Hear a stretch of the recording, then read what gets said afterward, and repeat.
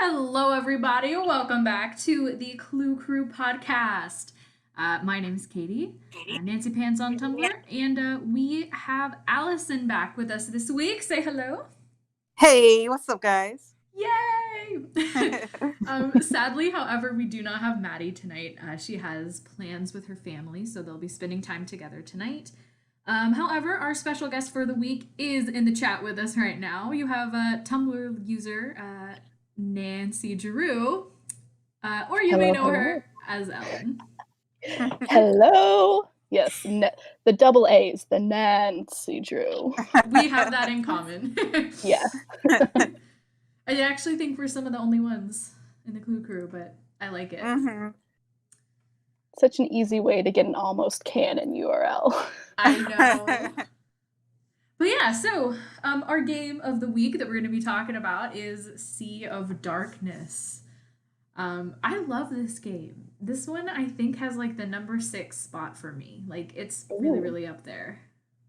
Yeah, this is one of my top favorite games. I think this is one of the ones I've replayed the most. Mm. This was my first time. This is the only game that I have, only game up until this point that I had not played. So exciting for you. I know. And so I don't know what it is. Like, I think when it came out, I didn't buy it immediately because there was like, I think, what year did this come out? Was it 2015? Yeah. Okay, that's right. So I think I was like wrapping up my junior year of college during this, and it happened like junior year. It was like a very busy time of my life, and so like I put it on hold, and like my friend was like, "Don't buy it yet. I want to play it with you," and then I never did, and they fired Lonnie, and then I was like, "I'm just gonna hold on to this one and not do it," because it was like. Aww. It was like savoring that last bite of a really good meal. I was like, I don't want to play it because then that means all the good ones are over. Oh, it's so sad. I know. So I did play mid just for out of like pure like morbid curiosity. And right. My heart was broken. Yeah. And then that's what also led me to preserve this one even more. It's like, no, I mustn't play it. It is the sacred one. The sacred one. Honestly, I really feel that. I really do. But the story was really good. It was very like detective-esque. Like it felt like a bona fide, mystery, and not just like meandering, which some have done. True. You have like the first mystery, which is where's Magnus, and then what is going on with this ship? Where's this treasure? Yeah. So it's a fun, like, you sometimes get just a treasure hunt or just a missing person. This time you get both. That's very true. I guess, like, Train is kind of like that because you have Lori at first and then you're trying to find... Yeah. Yeah, I feel like in both of these games, the missing person plot really gets wrapped up super quickly. Although this one takes longer. This one does take a bit longer. Yeah, this one does. How about that in-game event, though? The first time I played, I remember I was like, what? This is cool! Not for her, but this is cool. And of course, you continue playing, and she wasn't really kidnapped or anything, but I was still like, oh my god! Absolutely iconic. But I also really like the fact that Nancy walks up to this scene of like a kidnapping or whatever, and she's like, there's only one guy in town who has feet this big. I'm like, have you met everybody in town? You've met like 3 people. What are you talking about? She was like looking at everyone's feet, like, give me your foot. You've literally met 4 people here total. You don't know anyone. Nancy. Like, you're just gonna assume that it's Gunnar? Jeez. Like, I know he's unpleasant, but come on, Nancy. Stop it. Yeah, he's like kind of the one with like... I mean, I guess you have the motive that he just doesn't like Magnus, but like... He's like kind of the one with like the least motive, I think, when I was playing through. I agree. I I mean, I think this is pretty universal in mystery stories, but I just feel like rarely is it done just because somebody doesn't like somebody. You know, like Yeah. you have to be like messed up to like Yeah. You gotta really not like him. yeah. I mean, because people just don't kill people that they don't like for no reason. And you kinda get the vibe from Gunnar that he just, like, doesn't like most people, so, like, Yeah, why would he single out Magnus? right. He has he actually has a very interesting backstory. I think it's cool that they actually delved into that a little bit with his character because Mm-hmm. I don't feel like they do that very often. As often as I Yeah. wish they did, at least. Actually give characters an emotional background like that.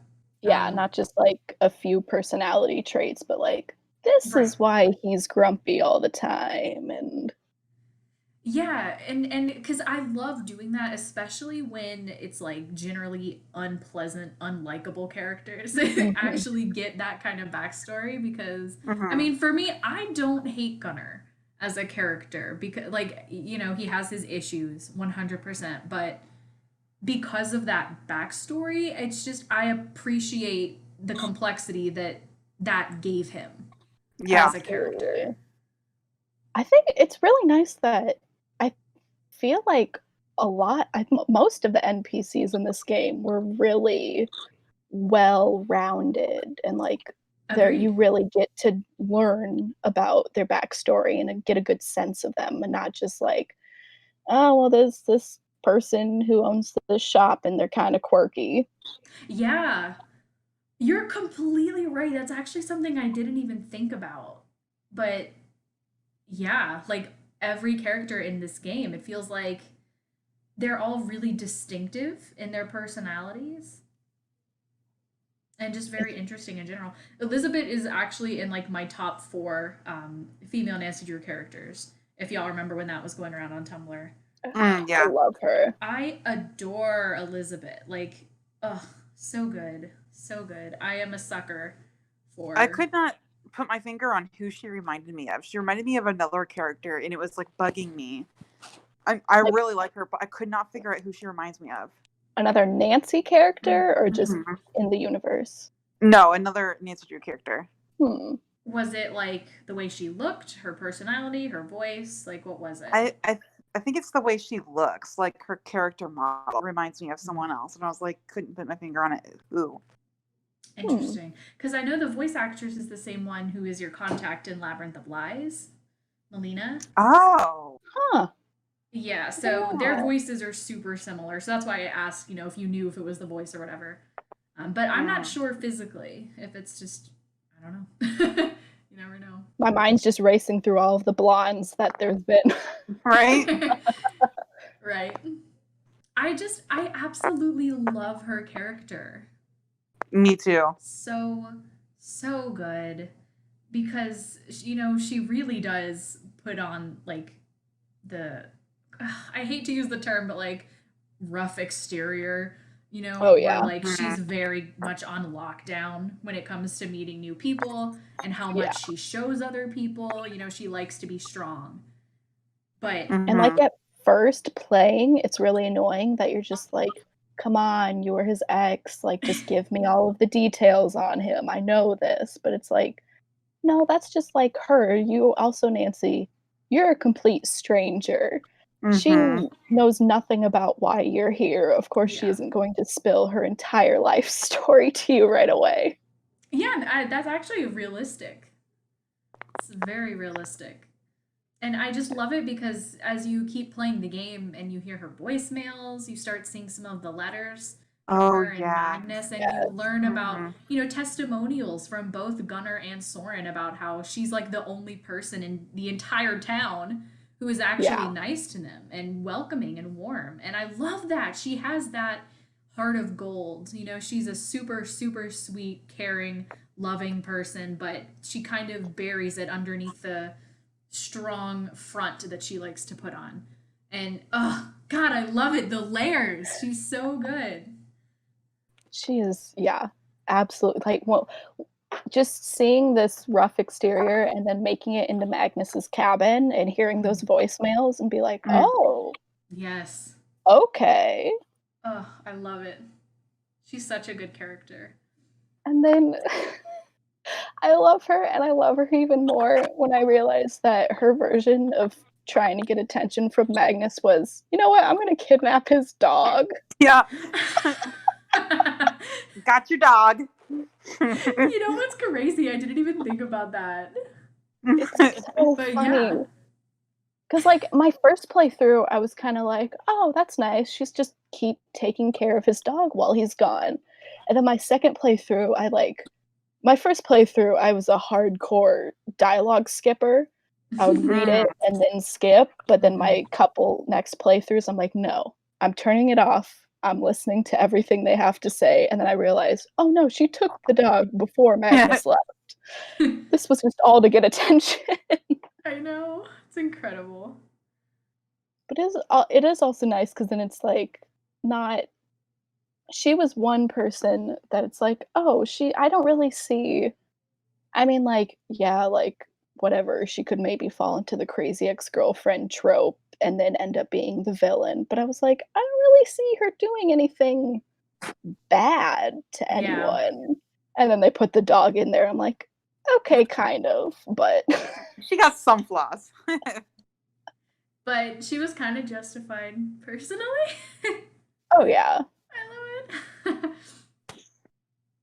It is also well, first off, with Elizabeth and Magnus, I love that picture of them kind of smiling and Nancy going, "They look so happy here." Yeah. Do they? Also, it's a picture, like they're smiling in a picture. Of Anyone course. could look happy. Right. That's such a good point. But it is very thoughtful of them to, like, for Magnus to have a landline that we can listen to his voicemails and for them to start being pen pals so we don't have to, like, find Magnus's phone and just read all their texts. Right. I do love that, like, Dagny roasted him on that. She's like, "Are you an 80-year-old? Why do you have a landline?" Yes. Oh my god. I love it. Me too.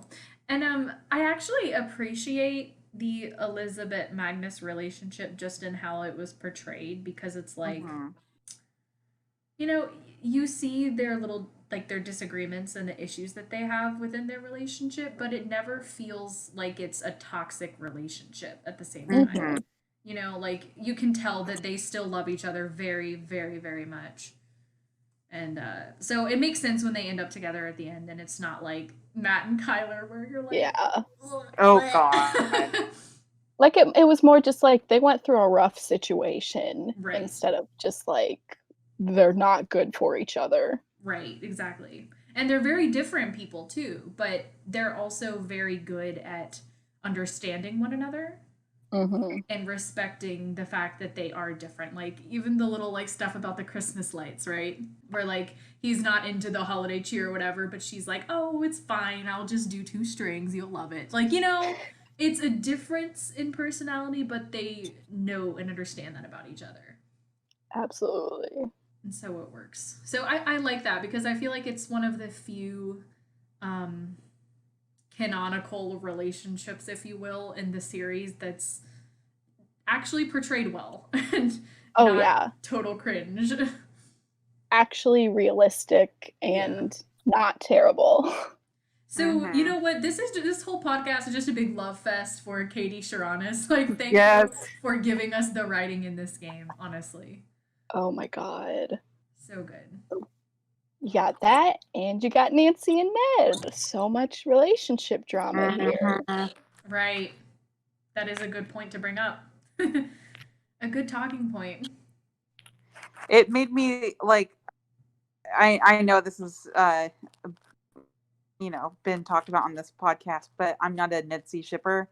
But it made me very much sad for Ned with all their problems. I was like, "Aw, buddy, it's all Yeah. right." I'm same. I'm not that much of a Ned C shipper, but I do even if I was, I really, like, appreciate that they're not being portrayed as just this perfect, nothing ever goes wrong with them, because of course there is. Nancy's constantly Mhm. gone. Ned's constantly only being used to get clues Yeah. or whatever, and sure, like, in every other aspect of other stuff, Nancy is just, like, this amazing person and role model and stuff, and it's kind of I don't know. It's, like, sucks for Ned, but it's kind of nice to see that, like, oh, yeah, she can also be this great person, but a terrible girlfriend. Yeah, and I Yes. think that's a good way to leave it. Or a good way to put it. Like I think one of his quotes he mentions something about how she has the help people gene and there's like Mhm. that fire within her and he thinks she's going to save the world. Um and it's just so refreshing when you see Ned being so supportive. Oh, yeah. He's so wonderful and I love his character. Honestly, like he's so good as long as you pick the nice dialogue options. Because I feel True. like when you aren't nice to him, it just the writing feels kind of awkward, if that makes Mhm. sense. Yeah. So I mean I always go the nice route when I play this game. I did go the not so nice route. I think the first time I played because I'm not a Ned C shipper. Mhm. Um, but it just feels so stilted and like they're both kind of being jerks about it, and Yeah. I don't like it. you know, I feel like going the I love you too, Ned. I feel like that whole route with the dialogue feels a lot more natural, Yeah. and it ends a lot better too. So It is weird that I don't know, it's just kind of funny because they've been together for a while. This isn't their first anniversary. mm-hmm. Mhm. And then, like, Ned pours his entire heart out, and they give you the option to say, I'm really not sure how I feel." Yeah, like what is that? Nancy's like, yeah, I don't care. Like, I appreciate the option to, like I don't know, I wish it wasn't exactly that, like, Yeah. of course, she's not gonna like, she's obviously said "I love you" to him before. She's not Mhm. gonna suddenly, while she's in Iceland, be like, "I don't know anymore." Yeah, I know. It's so weird. Like, Nancy, you're the one in the wrong here. I feel Mhm. like it reflects so badly on her if you go that route. Yeah.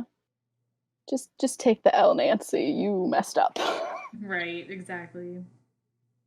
But that was, like, another thing I saw in this game was, like, a lot of this game feels like it's centered around loneliness. Yeah. Oh, interesting. Yeah. And, like, so Ned is super lonely because Nancy isn't there for his anniversary, so he goes and hangs out with Bert.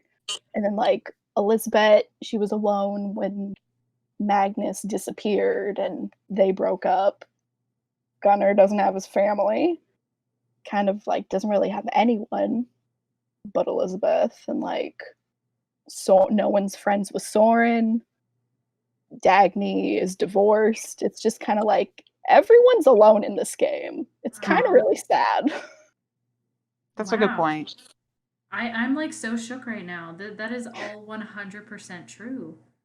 And I didn't even think of it from that angle, but when you think of it that way, it actually does make sense Mhm. thematically that there would be some relationship drama with Nancy and Ned in a game that centers around loneliness. Mhm. But so I like that you still have the option to prevent that from happening, Mhm. prevent the worst in a game It's that's just about like loneliness.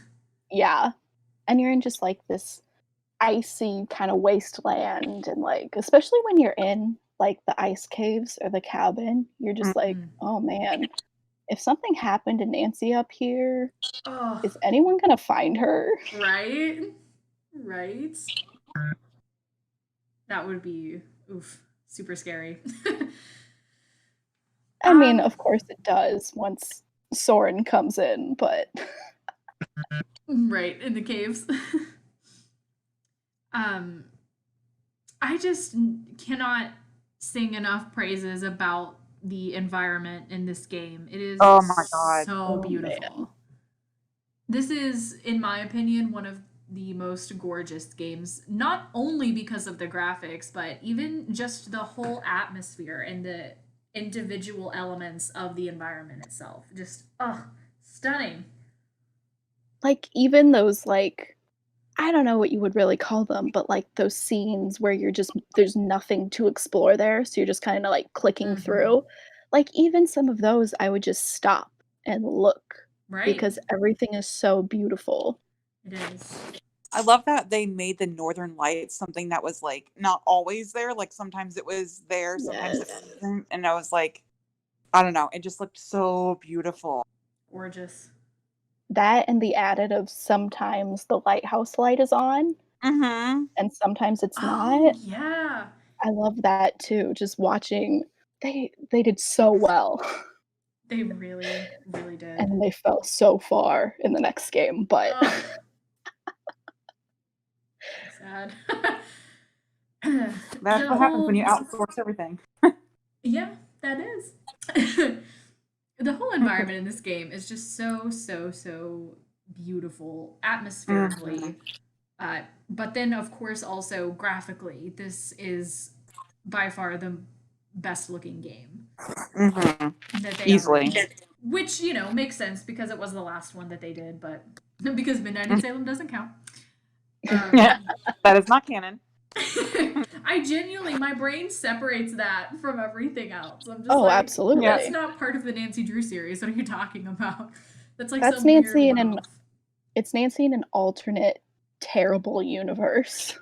Yes. I think I was talking to a couple of Clue Crewers about this recently, but Midnight in Salem is the kind of game where it's a terrible Nancy Drew game, and personally, I feel like it's just so linear and conversation based Mhm. that it's not even really a great game, period. Oh, But true. it is still the kind of game where, as a fandom, if it wasn't a Nancy Drew game and we just stumbled across it, we would probably recommend it, and just be like, this is a mystery game. It's first Mhm. person. It kind of reminds me of Nancy Drew if y'all are bored, If it's on Yeah. sale, you should try it. Right, exactly. Exactly.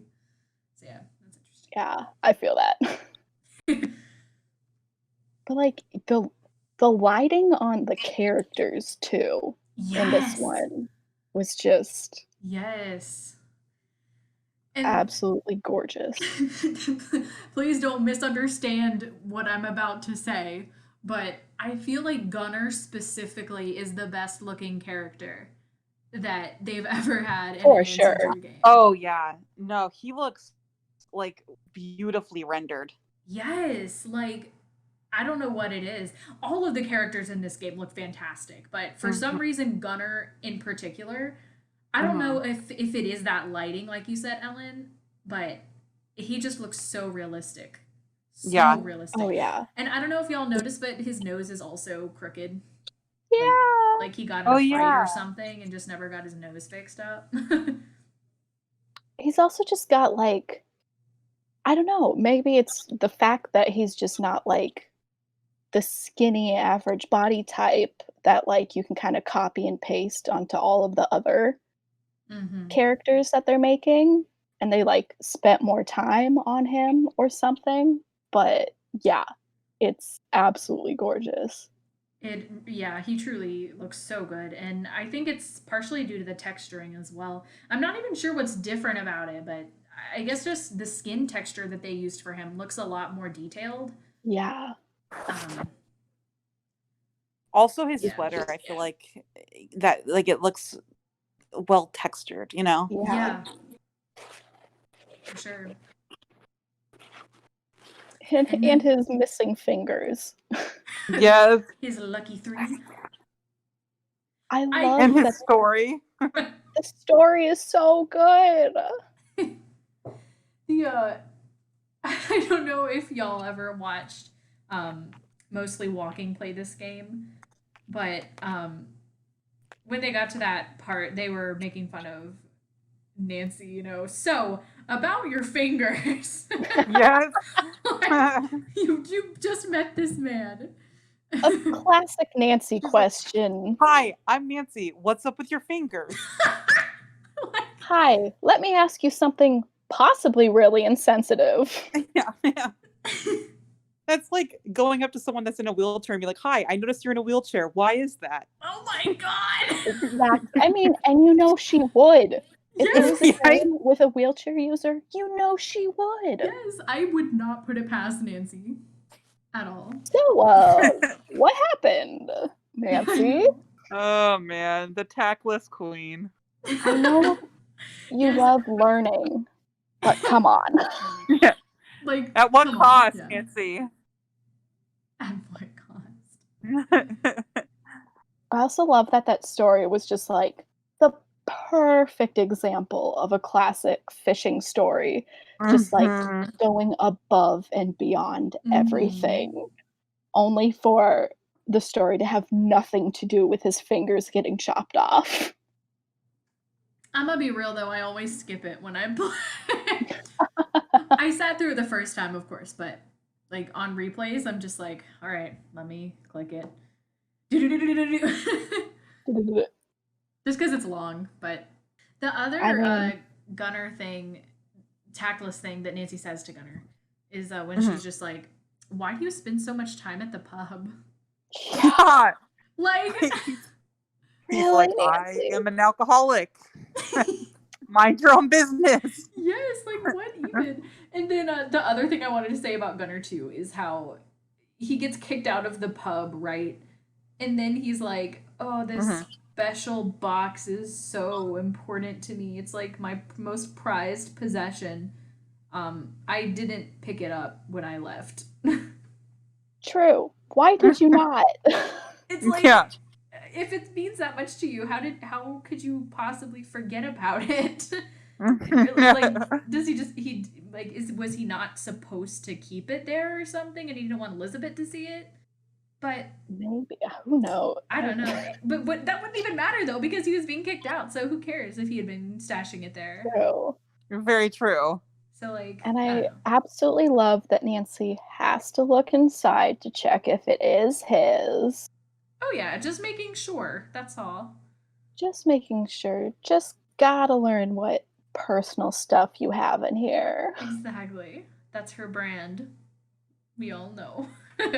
And the most mind-boggling part of this game is when she opens that box and you click on the picture and she says, "She looks like me." Like Nancy, it's not Right? all about you. What is wrong with you? What? That's like Nancy with like the little doll thing Yeah. in Castle Malloy. She's like, "It looks like me." I'm Yeah, like, "Bro, no, it doesn't. It just looks like a doll." like I'm like, is this her trying to tell us that, like, I know we'll never show you what Nancy looks like, but nudge, nudge, here you Mhm. I go. know. I thought about that. Like, I can't think of any other logical reason as to why they would include that in the game. It's such a weird I don't and I'm like, "Okay, so you look like this guy's dead wife. Mhm. Cool, Nancy." Right? That was something we absolutely needed to know for the plot of this game. Right. Even though we had a whole game with Kate, Oh, flashbacks, true. we already Mhm. know what you look like, Nancy. Yes. Also, the fact that we have so many, like, vague snippets of what Nancy looks like, and yet they're, like, hardly ever consistent. Like, True. I feel All like the those, like most common thread that we see the most often is redhead, but even then it's like that picture in the box is like blonde. Mhm. yeah. So even that's a bit of a conflict. All we will ever know for sure is horse shirt. Horse shirt is eternal. Horse shirt, mom jeans. That's Nancy. Yes. Iconic. Well, I mean, and then also in the Mitski skip, can we talk about how you earn money? Oh my gosh. Listen, that would be my full-time job. Like, can you Imagine imagine? are Icelandic people, like, I'm talking about the not Icelandic word. allowed to use the thing to what I mean, like, what is it called? The little thing where you're doing definitions of words or Yeah. whatever. Translating, that's the Oh, word. yeah. Uh-huh, Are Icelandic people allowed to use that to get money, or is it uh-huh. only Like, foreigners? that's what I'm saying. I would literally, like, that would be my job. That's how I would make money. Also, it's so easy to, like, cheat on that game. Just take a picture of Yeah. it. That's what I did. Mm. Really? That's interesting. I mean, you know what, that actually does make sense. That makes a lot of sense. But I think I mentioned this in last week's podcast, but Sea of Darkness for some reason is just a game that I have played over and over and over and over and over again. Mm-hmm. It just has that appeal to me for some reason. Like, I'm almost always down to play this game. Oh, Um, yeah. but so because of that, I've just done the Icelandic translations so many times. Like, I know You're fluent now, so right? many of them off the top of my head. Yeah, it's crazy. Do y'all have like well, I guess Allison, you took Mm-hmm. pictures. But Mm-hmm. Ellen, do you like have a system in your brain that helps you remember certain words, like mental tricks that you use? Well, for, like, puzzles in general, for this, I have a little Nancy notebook Oh. that while we've been doing the playthrough, I've been taking my game notes for there. But I don't know, this time I only did the translation thing, like, one time, but a lot of it is I don't know, I just really like learning languages, Mm-hmm. and this one, there's some stuff that's so easily, like, comparable to English. That's You're true. like, this, okay, process of elimination. I looked over the page, like, a couple times, let's see, we'll go with this one, and I'm right. That's great. Yeah, I know. I can identify so many Icelandic words on site now. It's just a shame that I don't know how to pronounce it. Maybe I should look it up and see if I True. can get the pronunciations down. But an example of like one of mine that I always remember with is like the word for river is like FLJOT. So I don't Mm-hmm. know, like fliot or something like that. But so in my brain, I go, you float down a river. Oh. Yeah, so like those kinds of tricks is usually what I use for the ones that I don't have, that I don't know off the top of my head. Because there are a lot of them that I don't know. Like if you asked me what's the Icelandic word for whatever, like I probably couldn't tell you just like that. But if when I see them, I can usually use my little mental device to Yeah. match them When you're in up. that little matching situation, you can figure Exactly. it out. Exactly. It has to be this specific circumstance. Yes. Otherwise, do not talk to me in Icelandic. Yeah, I'm gonna be like, what? I might pick out some words. So that's good. Because there's that, and then there's, like, I do not like the puzzle in the kitchen. Oh my god, Oh, I I hate it. hated it. This is It my makes least favorite Nancy cooking food ever. Yeah, I was agreed. so pissed because they were like, "Oh, I need you to go back there." I was like, "Yay!" And then it Yeah. was a puzzle, and I was like, "Are you serious?" And It's it's not, Same. I was and excited. it, I was ready to prepare some plates. right? And it wasn't fun. Like for me, bento was fun. This was not. This I oh, was did yeah. not pure enjoy. hell. Yeah, This one, no. I just refresh until I get one that has all, like, 6 in one Mm-hmm. Mm-hmm. row, and That's then I'll usually what I do do. that. Otherwise, I'm not spending the brain power on figuring No. out this puzzle. Not worth it. It's Truly yeah. I a nightmare. probably the worst cooking, in Mm-hmm. quotes, that Nancy does. For sure. I agree. But yeah, so this game has a ton of puzzles, just in general. So many puzzles. And that's why I find it so weird that I love this game as much as I do and that I enjoy Mm-hmm. playing it as much as I do because I'm not a puzzle person. Like, I'm really not. Like, the Mhm. puzzles have to be very well integrated into the plot, and they have to be like, I need a reasonable amount of them so that I'm not overloaded. Mm-hmm. And so Yeah. this one tried to fit so many puzzles into the game that sometimes they felt like, the thing that the newer games do a lot, where it doesn't really feel like it makes sense within the world. Mm-hmm. And it just felt unnecessary, like a lot of them. Yeah, I will say that's my biggest gripe about this game is and honestly, my biggest gripe with probably the most recent, like, 5 games is I feel like there's an over-reliance on just logic puzzles, and, like, not just, like, to the point where it's like, okay, like, I can't move, like, I can't go, 10 minutes without another puzzle popping up, Agreed. and I agree with you, Katie, I feel like the puzzles are very, like, disjointed, like, they don't feel like they make sense in universe. Right. And, like, this game is obviously no exception, and I get that they, like, do, like, a little wink, wink, nod, like, "Ha, ha, ha, we're self-deprecating, like, these puzzles don't make sense in universe." I'm like, "Yeah, but, like, you could just make them make sense in Yeah. universe." Exactly. This isn't how electricity works. Yeah, Okay, yeah. so then make a puzzle with how electricity works. Right, Even right. actually I'm like, teach people something too. Like, it that's just what you were doing in, like, Haunted Carousel. Mhm. right? Like, And it just why yeah, are we and, just like doing numbers? yes.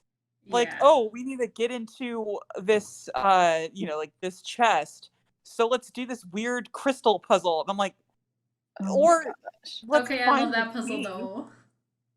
Yeah, but it doesn't make sense in universe. So many of these puzzles just make me like, some of them on the ship, I'm like, Mhm, "Okay, they've got a fun little theme to them. These make a little mhm. more sense."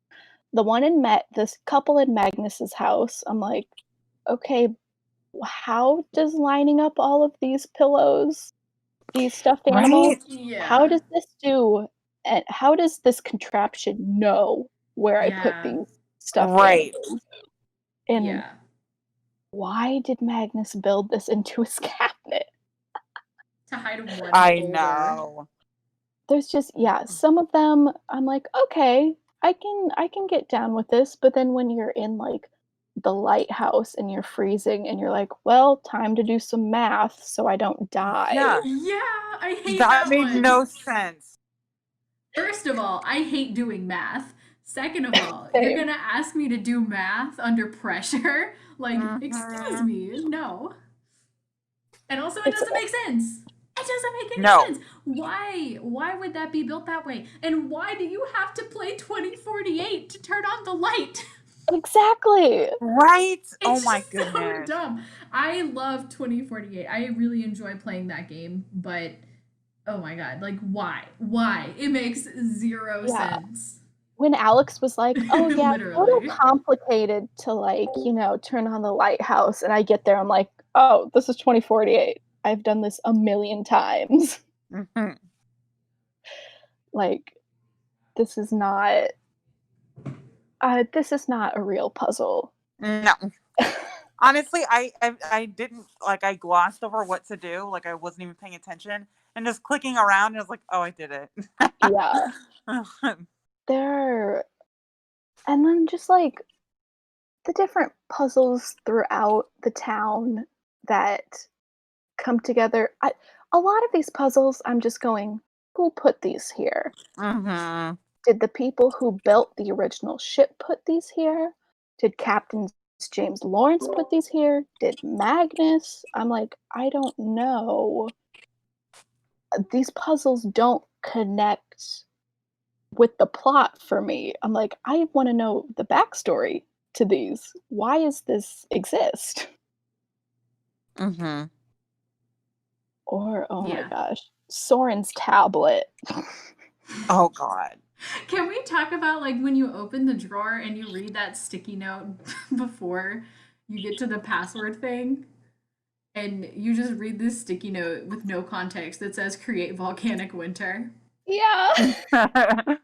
I think there's a Tumblr post about that. Somebody was like, I thought this meant that Soren was planning some kind of like masterminding a Some geohazard. weather machine. Yeah. It really does. Oh my gosh. So funny. But then also, yeah, Soren's I do like his tablet said on there that Sunny June used to work there, right? Oh yeah, uh-huh. Yeah. Love that little connection. Same. Also, like Sunny's little like comic book made me sad, and I was like, my boy. Like his little thing about not having friends, I was just like, I know. my sad boy, my happy sad boy. Baby. I love that Soren is an actual 21st century person in this game, and like he Yeah. doesn't leave notes around. All of his notes are on his tablet. Right? I know. That kind of like made me laugh a bit with the like in Magnus's cabin. With like the note passing, I was like, are we in 7th grade or Absolutely. Dude, they did this in Labyrinth of Lies too, and I don't Oh, understand yes. it. Like, who does I this? know.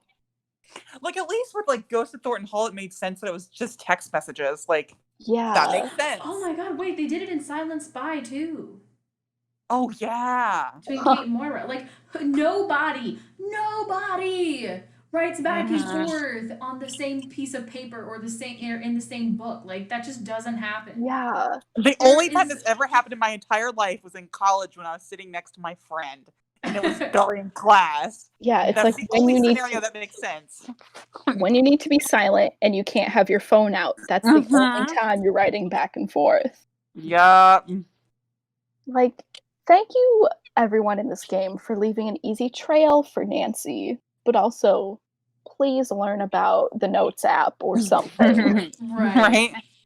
There's totally better ways that they could have portrayed their communication, right? Like, yeah. I don't know. And I don't know if service is just terrible out here. Nancy didn't have a problem till she got in the cave, so I don't know what everyone else's excuses.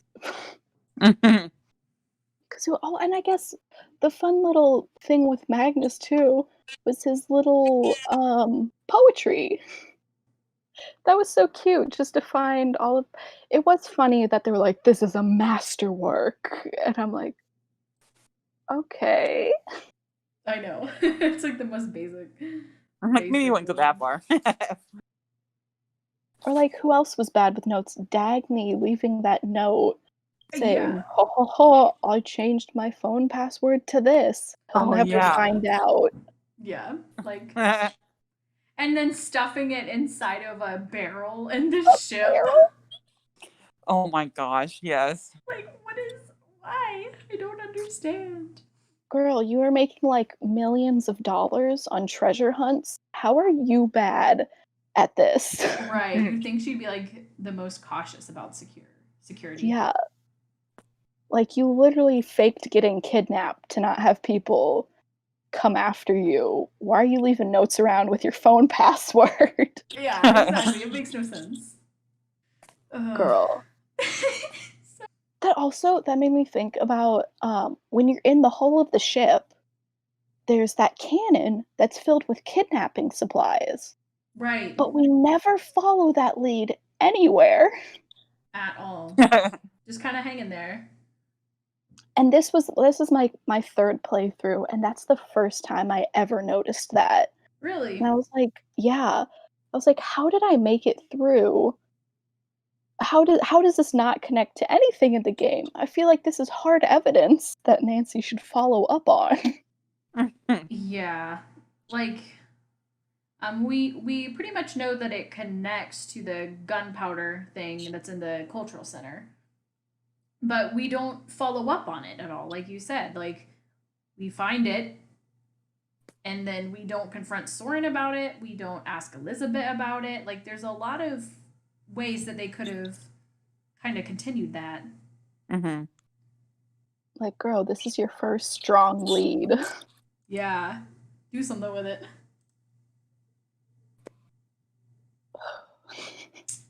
But, yeah. Speaking of Soren, though, one thing that confused me. I never actually gave much thought to this until this last playthrough that I did. But I was confused about when you ask him how long he's lived in Iceland. Yeah, that didn't make sense to me. I thought about it like Mhm. several times.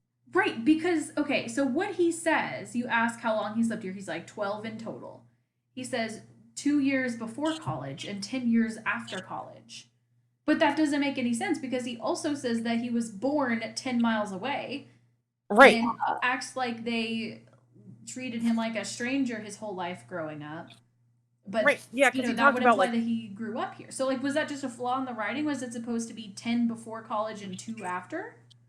I have no idea because I when that line made me believe, okay, he moved here junior and senior year of college, then he's lived here 10 years after college. So he's 30, generally speaking, like in his early 30s. Right. But yeah, he mentioned he was born there. So then I thought, well, maybe he was born in Iceland, then he moved somewhere else, assuming America because he has an American accent.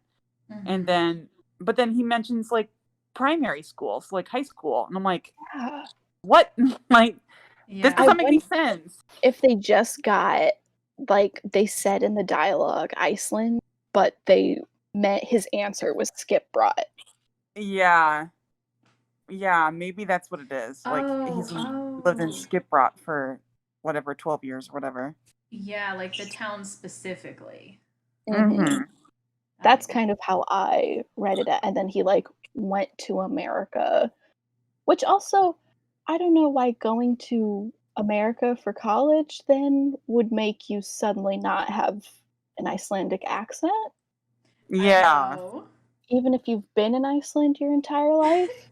I think Yeah, that like, was just her flimsy excuse to broaden their they're like, we voice really don't actor want to have to, pool. yeah, we really don't want to have another person learn an Icelandic accent.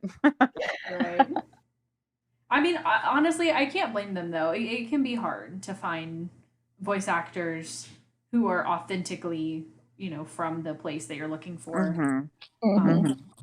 So I mean, I understand wanting to cut down on that if at all possible, so that you also Mhm. don't have to bungle it by having an American attempt to do it like they've done a lot of times before. True. Like I don't fully, like I understand, but it's kind of not great. Mhm. And there's been some accents in the past that were just pretty laughable. Listen, we Woo! don't talk about Cringe. Shadow at the Water's Edge. Literally. I was gonna say Dwayne in Ran. Oh God. Oh, At that least that too. makes at least that makes sense in canon. True. That it's It's more terrible. embarrassing that Nancy didn't pick up on that. Yeah. Yeah, that's true. He has an excuse to have a terrible Jamaican accent. True. Mhm. Oh God. We all know Dwayne can't act. True. But I do feel like even though we don't really fully understand um Soren's whole deal, it is really sad to see how the whole town Mhm. Oh, it just like is. absolutely does not care about him. Yeah, 100%. And it's And like, it's yeah, go ahead. oh, it's like he cares so much like about the history and stuff. Like he's literally got the cultural center Right. and stuff like that. And like it feels like he's making an effort, but then everyone else is like, nope. Yeah, exactly. And I think that kind of goes back to the theme of loneliness that you talked about, Ellen, or like being Mhm. ostracized really for no good reason. Mhm. Yeah. And so it's like, of course, we know by the end of the game that he is the culprit, but it really does make you wonder, like, would he have even stooped to that if the town had been more welcoming to him his whole life? True. Also, do we know, did he ever say what he was going to do with the treasure? Was he gonna like fund research or something? Because I know he That's like true. ran out. I think on his tablet they said something about like they couldn't fund Mhm. some grant or something. But I'm like, I don't know. His intentions make me curious. That I'm like, That's what true. are you going to do with this treasure? Are you gonna present it to the town and be like, "Hey, look, I found this. Will you guys accept me now?" But he also at the end, he was like, "Say hi to those xenophobic idiots," or whatever. So it's also like he also sounds like he's done with them. Yeah. Yeah. So I'm like, what are you getting out of it? I mean, money, but Right. why? It is a good question because we know he is very, very passionate about the historical aspect. And so you're right. Like I know he would probably be excited to find the treasure for, because he's interested in the history, right? And Mhm. it's like the long lost treasure hunt, but clearly he talks about, I finally found it after all these years. So it's like I don't know, what does he like you said, I wonder what he wants to actually do with it. Yeah. Not to just like repeat you, but I Oh, felt no, like yeah. I thought I had another point, but I started talking and I was like, huh, hmm. But it's also like his attitude at the end too, is this also stealing this town's treasure that they've Mhm. been looking for hundreds of years? Is this a big Right. middle finger to the town? Like, I found it and I'm taking it, and Mhm. you guys all can. Ugh, I don't Suck it. even know. Mhm. I know. Very very complex there.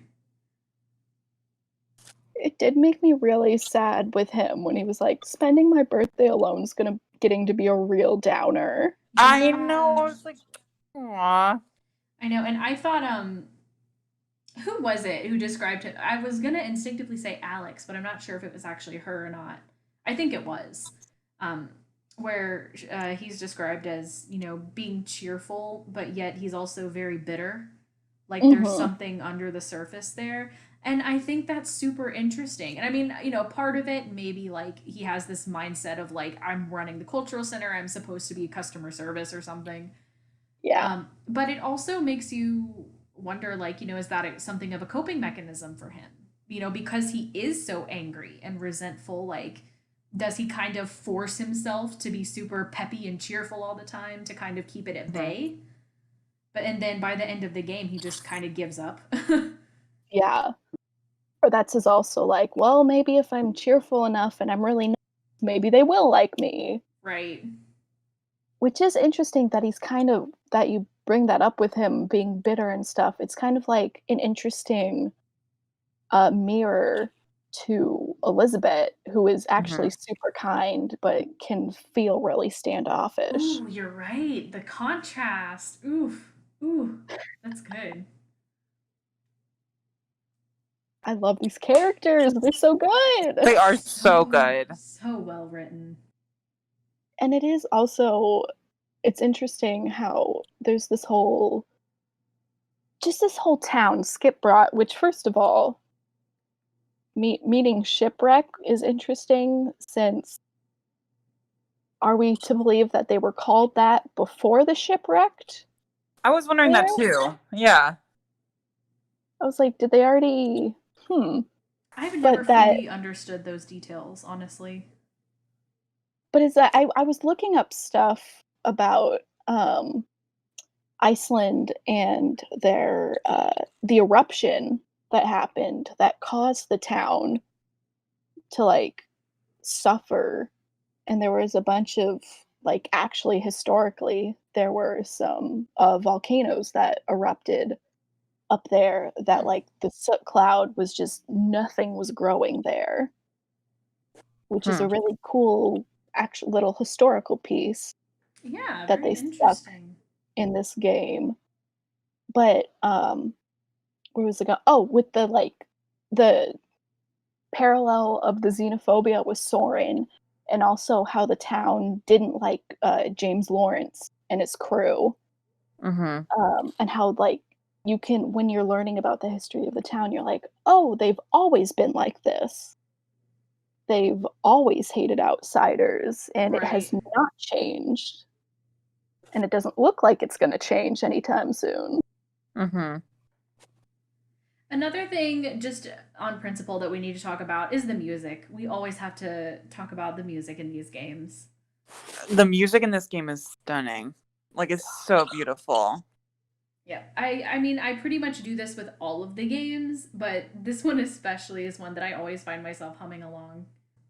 Mm. Absolutely. The word I couldn't keep, Yes. and when that is just like played in the game as a little music box kind of, or Mhm. you just getting a little bit of the theme in the background. My I love favorite it. part is when you're walking down from like the captain's quarters on the ship, and if you stop before you go too far to go down the stairs, you can hear Elizabeth sing most of it. And I just like imagining Yeah. Nancy just kind of like hanging out on the ship, listening to Elizabeth sing before she Oh, notices her. Mhm. that's cute. Yeah, usually when I replay, I don't have that happen, but that actually I did get that on this replay. I was just kind of hanging out on that platform that's right above Elizabeth, and I kind of heard Mhm. her start to sing a little bit.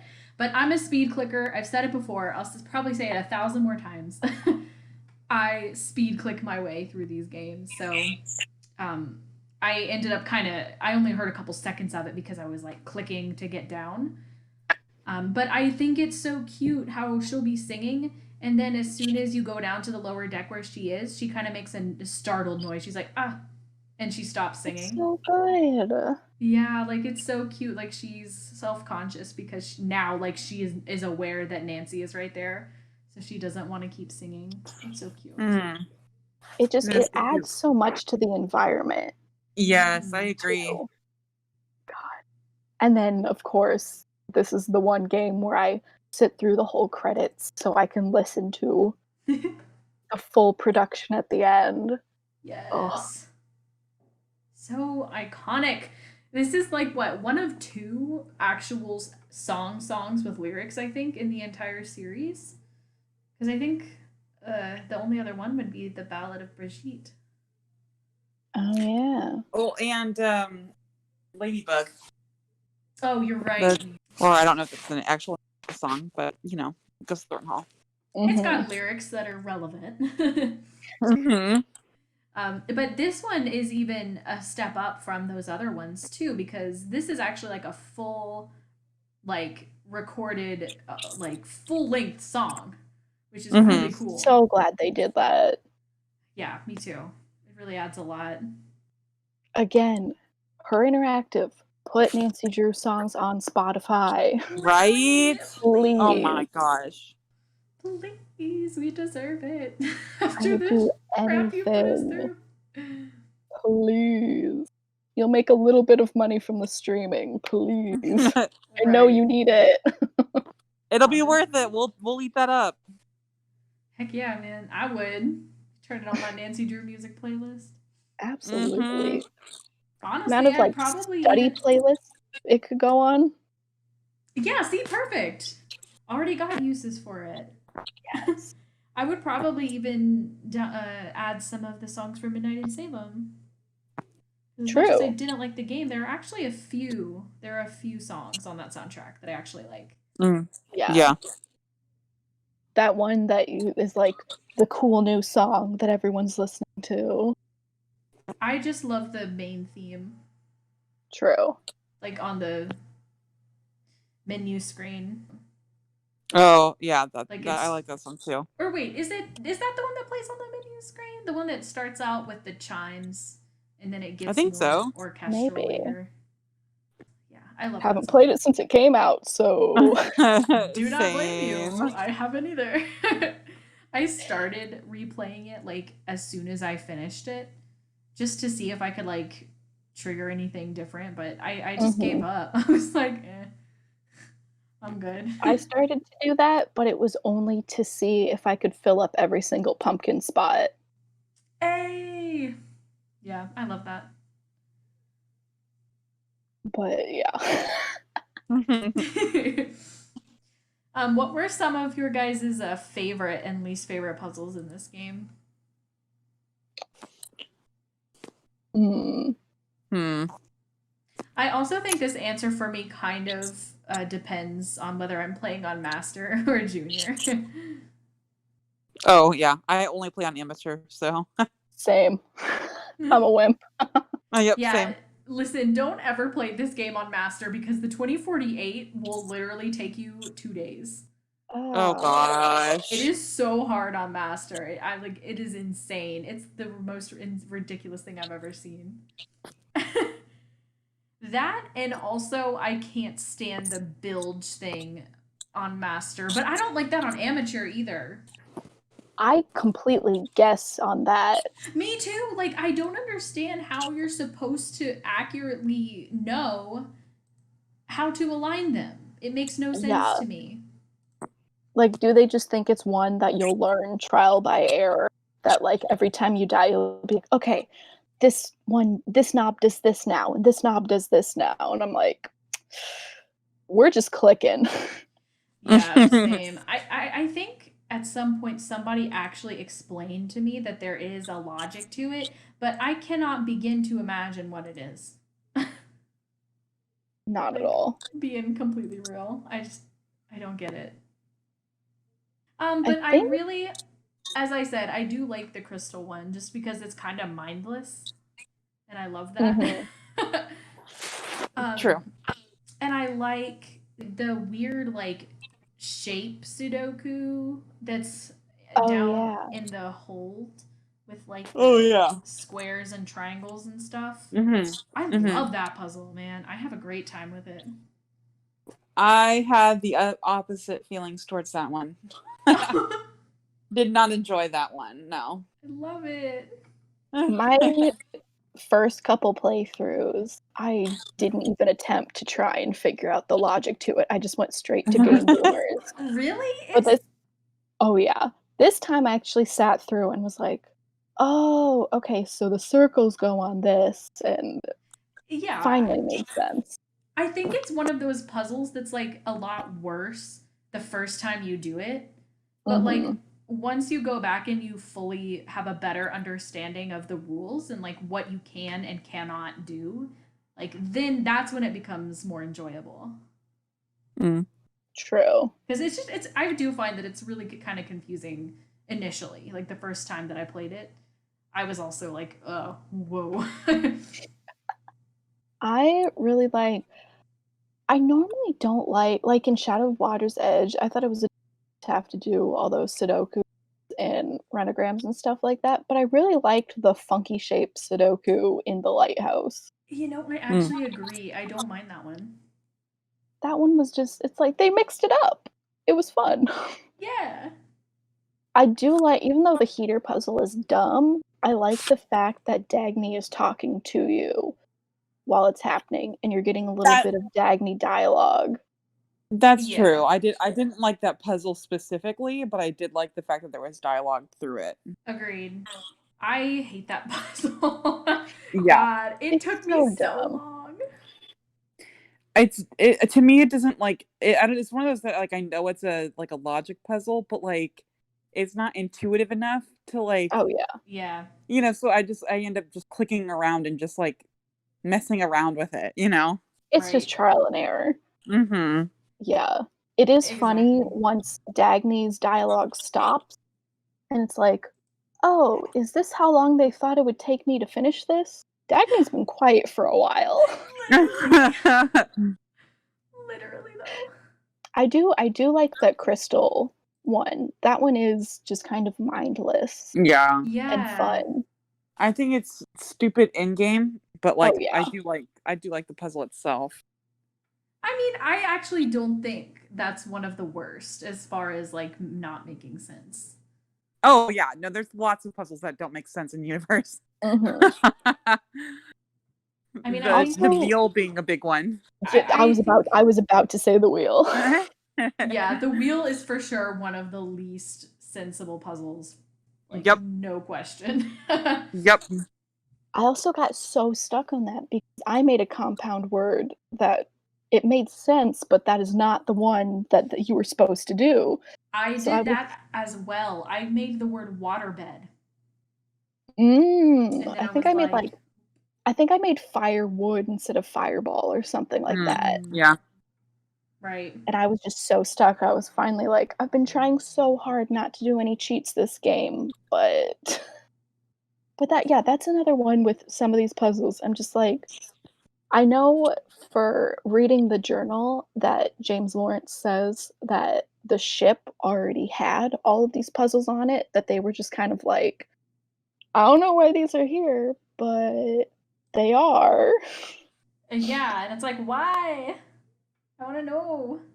That's kind of like the biggest puzzle the biggest mystery that's left is he's like, we don't really know what these puzzles were for or what the Dutch East India Company was doing with all of this treasure. But like, and also in my mind, I'm like, how did they get the treasure out of the ship without interacting with the rest of the puzzles? Yeah. No Just idea. don't make sense. Also, y'all, are you aware of the all-time Clue Crew classic skeleton hands? Oh man. Whose hands are these? Whose hand? On the Was there box. another part of the journal that James was like, please, daughter, put my skeleton in this ship Oh gosh. so that I can scare one of our great-grandchildren?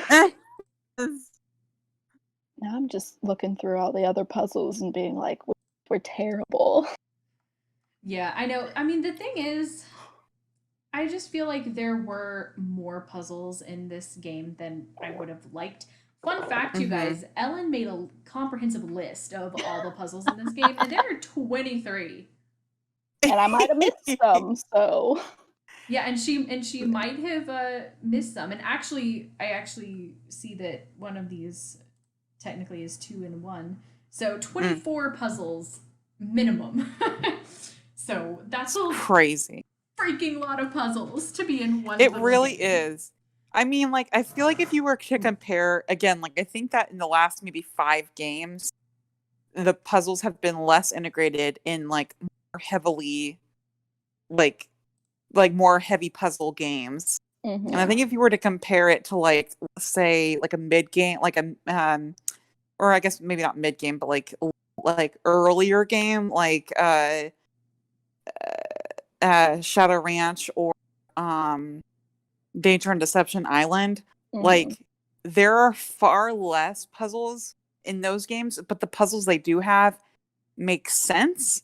Yeah. And I feel like it's like puzzles that are well integrated, and then there's more mini games. Because I feel like there's a distinction between puzzle and mini game. Agreed. You know, like Shadow Ranch would be like, mini game would be more like the making a cake and blah blah blah. So like that's just one like gripe I have. Yeah. Right. So like I feel like that's just a gripe I have with the more recent games, is that they're just like, I don't know, put a puzzle in there. And it's like, no, but like, or just don't. Just have like a story. Which is sad because it does feel like there's less sleuthing happening. Like there's less finding clues. Exactly. And more just like, well, I found this stuff to do this puzzle. Yeah. So I'll do this puzzle, which leads me to this puzzle and to this one, which is fun, but also doesn't make a lot of sense. Yeah. Ooh, I know. I love what people say to you when they don't want to talk to you in this game. Me too. Actually, I really like that people are just kind of like, they're like, a lot of times they're just like, I don't really want to talk to you right now. And I'm like, oh, fair. Yeah, I can respect that. Except the one that pisses me off is Soren. Like, you cannot say that. Yes. I'm your only customer. You're working in customer Fully service. agree. Like, you don't get to just blow me off. I need a little space. Well, I'm sorry, honey. You're working in customer service. Yeah. That's the life. Literally, what are you doing behind that desk, Soren? Like, literally. Like, you're not working. What are you doing? You're just chilling. Nobody's here. Why do you even need space? Yeah. I'm sorry. I could go off. It really bothers me. It's, yeah. I like, what is Elizabeth said? She's, I have nothing to say to you. Yeah. Or I have nothing for you. I have nothing for you. That's it. I love I have that. a space bubble. You're violating it. Yeah, I love it. That's so Dagny. It is. And oh my god, so in this playthrough, I hardly ever get this, but I got it this time. Um, After Gunnar gets mad at you, it literally sounds like he's out for your life. He's like, no, Oh, no. yeah. Yes. Oh my gosh. When he did that, I was like, bro, are you okay? I know. I was like, damn. Okay, Literally, like, fine. Not growls. now. It's so... Or when he's just, bah. Yes. It's crazy. He's kind of like Gray's, like, even grumpier cousin. Oh, yeah. Right? But he's vibing with Holt Scotto. Yeah. It's their love child. It truly is. Did y'all see the post that was comparing Sea of Darkness to Danger on Deception Island? How like No, I Oh didn't. yeah. the character structure of these games is like identical. You Wow. have That's like so true. the young guy who runs the gift shop. You have Mhm. the woman on the boat, the Mhm. old grumpy guy in a sweater at the bar. Huh. And then the last comparison would be like Jenna and Dagny, which actually we know Jenna is indigenous in some way. Mhm. And I think Katie Sharanis informed that Dagny is she was intended to be native as well. Oh, I didn't know That's that. what I thought too. Yeah, okay, that's what I thought. Yeah, I think somebody asked her about, what was Dagny's ethnicity. And so she answered back and said that the intention was for her to be native. So I was going to say that the comparison is they're both gay, but that's just in my head. Well, you know what?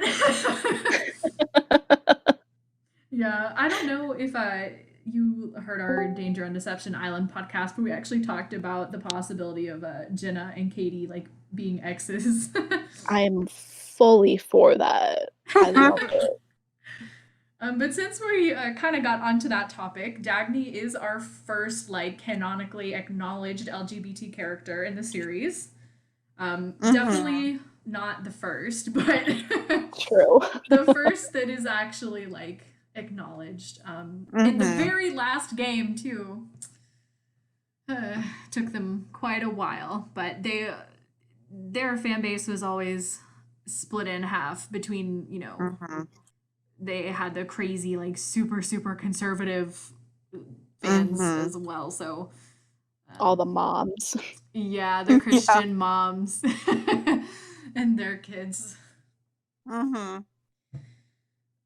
So I definitely think it's important that they did finally get that representation. Yeah. Right there at the end.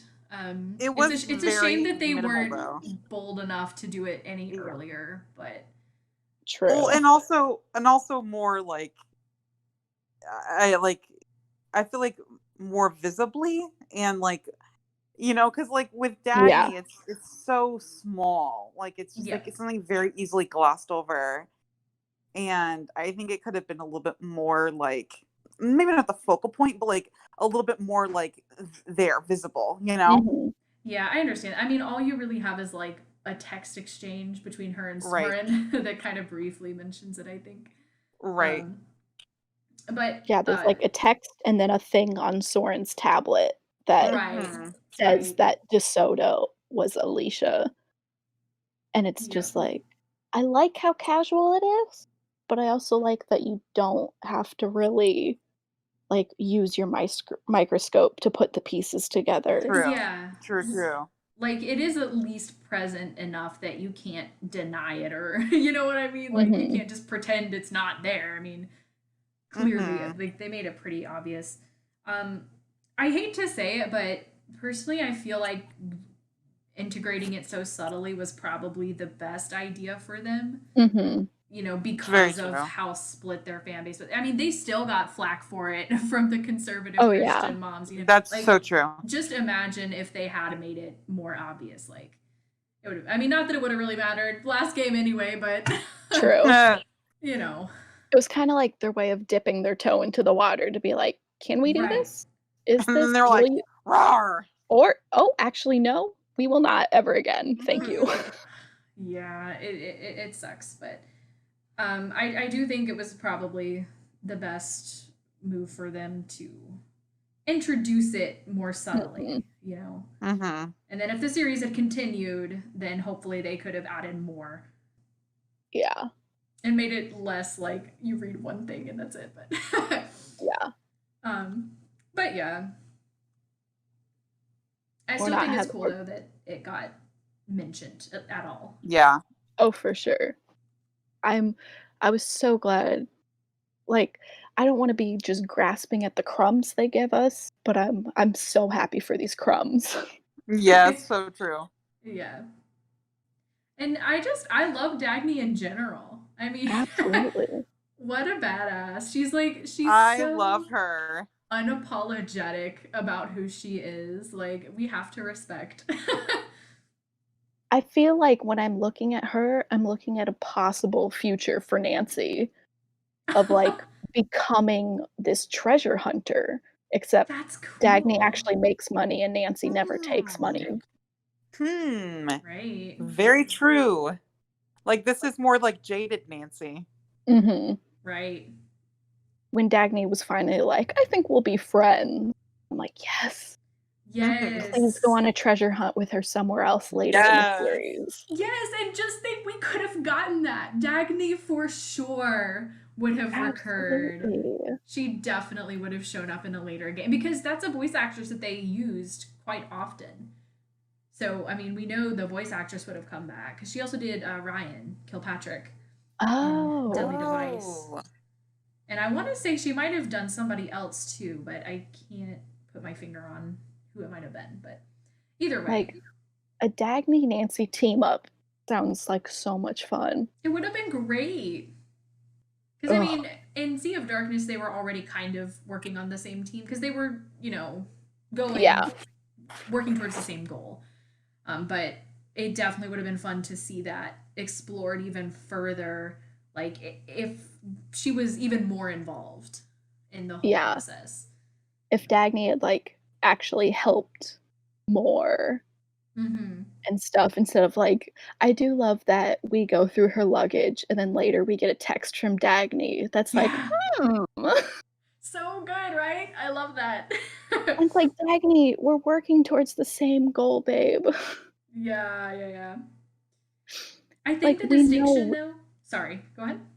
Oh, I was just like, "We know you're gonna get money from it. Nancy's not in it for the money. Don't Yeah. worry." Yes. Yeah, don't got to worry about Nancy taking any money. That's for sure. Um, but I think the distinction that would be, you know, the distinction between Dagny and Sea of Darkness and versus in a future game is that in Sea of Darkness, like, yeah, you're on the same side, but as you're playing the game, she is still viewed as a suspect. Mhm. Whereas, you know, in a future game, she wouldn't be a suspect anymore. She would just fully be a teammate. And Yeah. I think that would be really fun to explore. Kind of similar with what they did with Deirdre, actually. Ooh, true. Hmm. Where technically Deirdre was a suspect in Alibi and Ashes. Did I suspect her? No, but No. Yeah. she still was. And then Deadly Device on the phone. She's not really a suspect. She's just there to help out. And then Mhm. the game that shall not be mentioned, but has already been mentioned quite a few times. The Voldemort game. True. God, I also Midnight in love Salem would have that been so good, you guys. I love at the very beginning, we learn that Dagny learned of you through Moira. Mm-hmm. Yeah. I'm It's just like, really interesting. who else does this woman know? Who are her does she know Samantha Quick? She's probably run into her. Hmm. It's like, Yeah. who are Dagny's contacts? I want to know so badly. I wonder if Dagny is low key affiliated with Cathedral. Highly doubt it. She works for herself. True. I'm sure she has a file in Cathedral, though. Oh, absolutely. Someone going around and finding this much treasure, yeah. She's just, and even like, yeah, and if she was in a later game, we would be able to learn more about her other than just went to school, got a job, got married, got Right. divorced. I want to know so much about you, Dagny. I know. I know. She's a cool She would be a character. great, yeah, she'd be a great recurring character. For sure. And then I But also appreciate just Magnus in general, especially at the end when you Mhm. meet him face to face. Yes, I want to talk about how pure and wholesome it was. When he finds you at the end and he sees that you found the treasure and he's like, "Well, it's yours now." Yes, very pure. I think it's the mixture of you see all of his notes of him freaking out about finding this treasure, Yeah, that's it. and then suddenly this stranger has found it, and he's like, "Well, you did it. Good job. You can have it." Mhm. Yes, like this is the treasure that he has been obsessively trying to find for years. And some random girl sweeps in and finds it before he does, and he doesn't even care, you know? He's just like, "Good job, you deserve Mhm. it." He also is probably also just happy that someone finally freed him from hypothermia. Right. That too. I love that you can change the tides so many times that this game could go on for months, Right. and Yes. Magnus is still absolutely fine in the caves. Soren occasionally brings him like a heater, like a little portable, Here you go. or I guess not a heater, but I don't know. What's something that would warm him up that you don't have to plug in? A toasty pack. Yeah, A that's what I was about to toasty say. pack.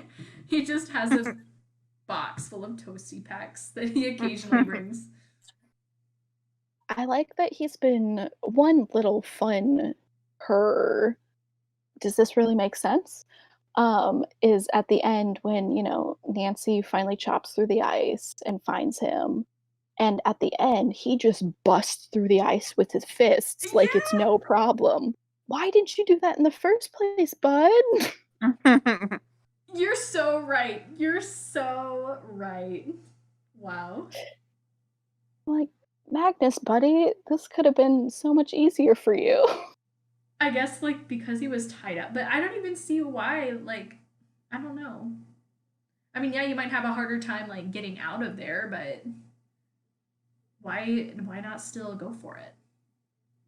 That would also I wonder if it, like, messed with him that Nancy found the treasure so close to where he's been captured for the past couple days. Right. Been like, "Really? It's been right here under my nose?" Hmm. But, yeah, he seems like such a nice, genuine guy. He does.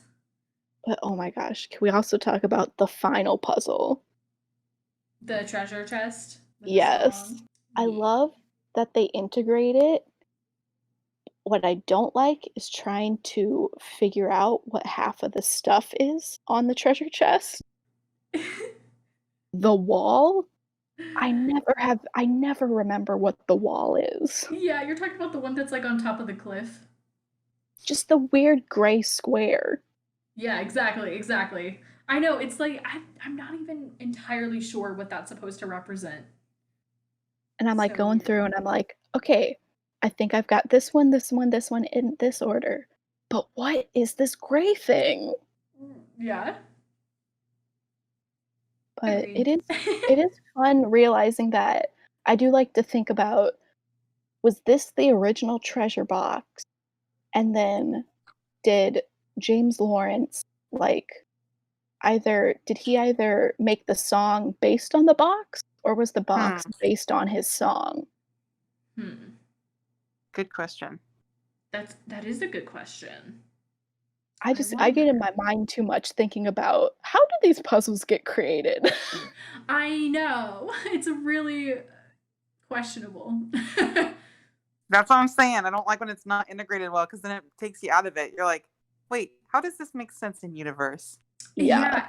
Yeah, it honestly seriously feels like they started moving away from like logical puzzles and just like Mhm. genuinely things that you would have to put together if you were a detective in the situation.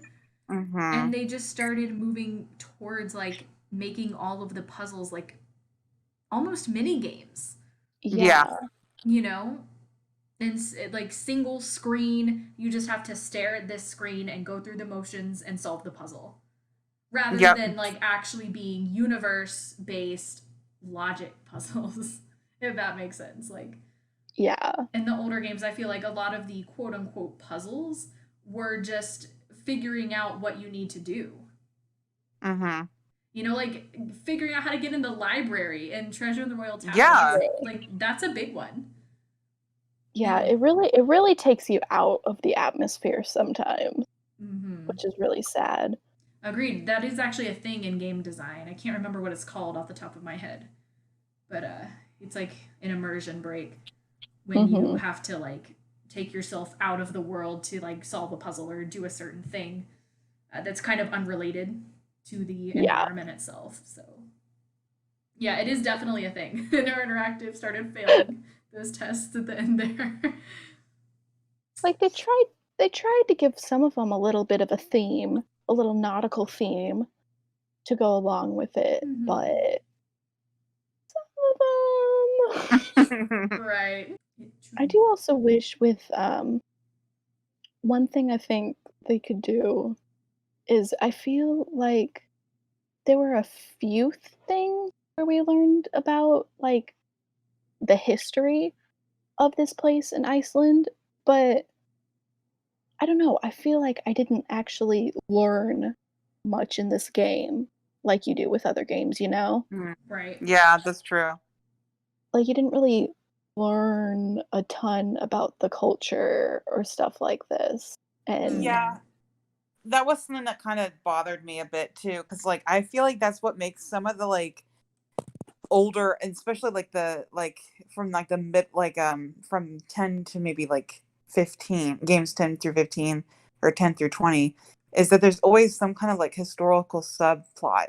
And I feel like that is what strengthens the game, because not only do you have the mystery, but you also have this really interesting, B plot that also like teaches you a lot. Yeah.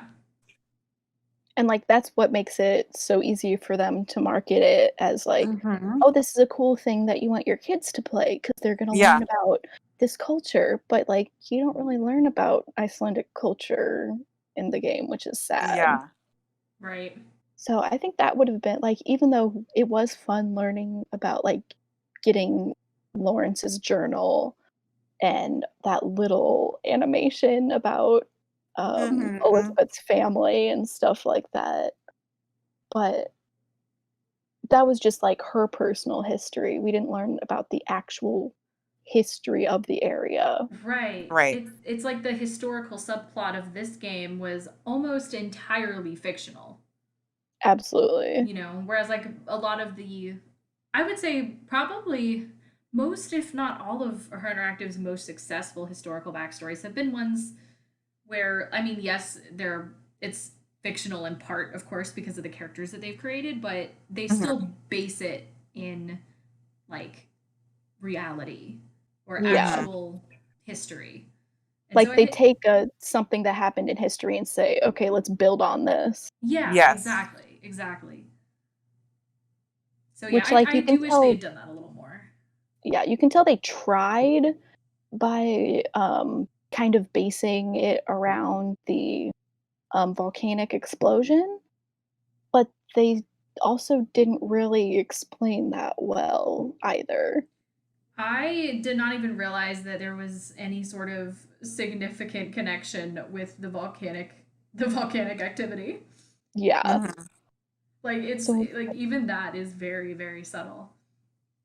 If anything, I feel like they probably pushed the ship angle mhm, more than like Icelandic history.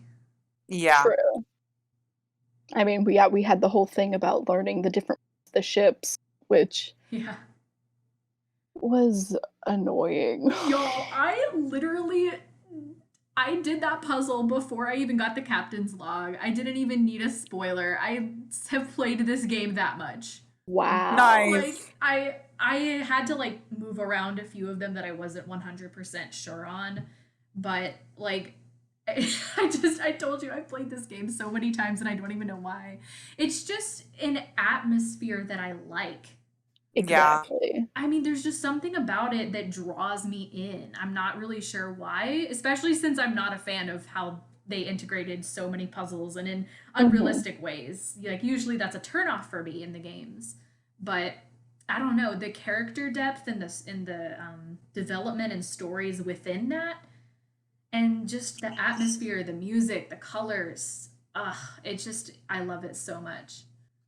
Yeah, download this game when I'm like, "Okay, I just wanna be in Iceland right now. Let me Mm, just let me just be around Dagny and Elizabeth again." yes. It's Yes. kind of like it's less for the plot and playing it, except to instead of just being there.